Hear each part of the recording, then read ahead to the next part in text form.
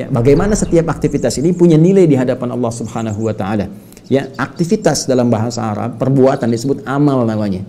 Ketika amal itu punya nilai di sisi Allah, dianggap baik oleh Allah, itu disebut saleh namanya. Karena itu Allah katakan illal ladzina amanu wa amilus salihat.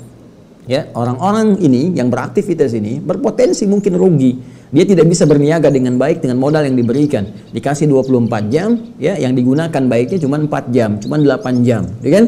Mohon maaf cuma 10 jam, berarti 14 jamnya sia-sia, nggak ada nilainya gitu kan. Nah, ada orang-orang yang menjadikan aktivitas ini punya nilai. Siapa mereka? Illal ladzina amanu, yaitu orang-orang yang mengisi 24 jam diberikan ini dengan imannya kepada Allah Subhanahu wa taala. Dengan beriman kepada Allah. Jadi punya iman itu sudah modal yang paling utama. Tapi bagaimana menunjukkan kepada Allah bahwa kita punya iman? Mengeceknya seperti apa? Bagaimana kita bisa melihat bahwa kita bukan dari kalangan manusia yang rugi? Seperti apa melihat kekuatan iman kita, kebenaran iman kita? Maka seperti sering kita bahas, kita ulas dalam setiap kesempatan aqsa khususnya, iman itu bisa dicek, dilihat dengan amal soleh, dengan pembuktian. Karena itu ada kalimat langsung yang menyertainya, illal ladzina amanu wa amilus shalihat. Maka kita biasakan mengisi aktivitas dari bangun tidur sampai tidur lagi dengan amal soleh.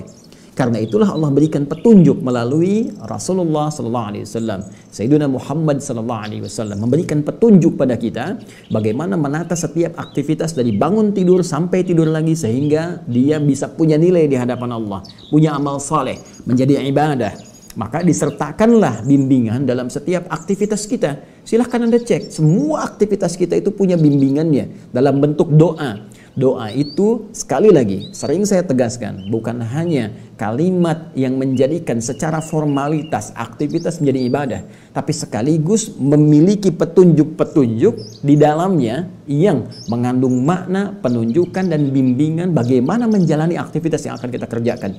Karena itu setiap doa yang kita bacakan dalam aktivitas-aktivitas tertentu itu bisa berbeda satu dengan yang lainnya. Karena petunjuknya pun tidak sama, pekerjaannya berbeda, petunjuknya pun tidak sama. Bangun tidur kita ada doanya. Antara bangun tidur dengan akan tidur, doanya berbeda. Karena bangun tidur memberikan petunjuk kepada kita bagaimana caranya bangun.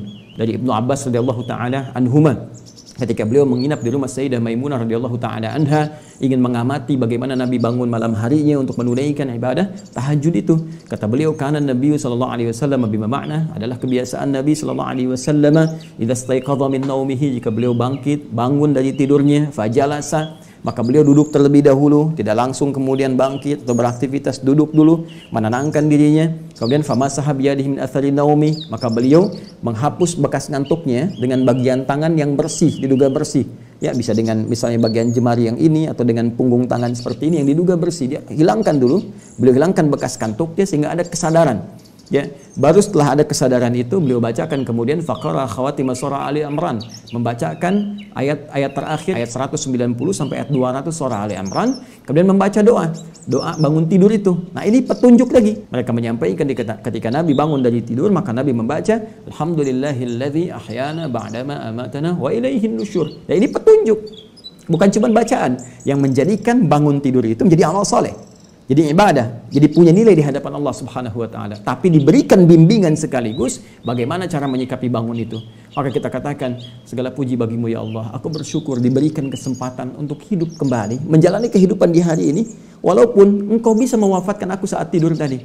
Ya, tapi engkau berikan kesempatan kepada aku, alhamdulillah ya Allah, wa ilaihin nusyur, dan aku berjanji ya Allah di hari ini akan mencari bekal yang lebih baik dibandingkan hari sebelumnya sebagai persiapan untuk kembali kepadamu. Karena nusyur itu nasyara, diantara maknanya menyebar untuk kembali lagi.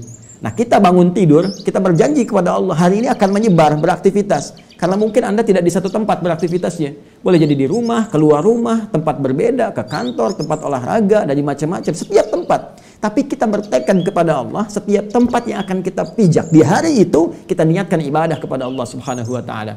Bangunnya ibadah, tahajudnya ibadah, subuhnya ibadah, sepedaannya habis itu ibadah, persiapan mandinya ibadah, ke kantornya ibadah. Itu niat kita. Sehingga di setiap titik saat kita beraktivitas, sedang kita beribadah sekalipun diwafatkan oleh Allah Subhanahu wa taala.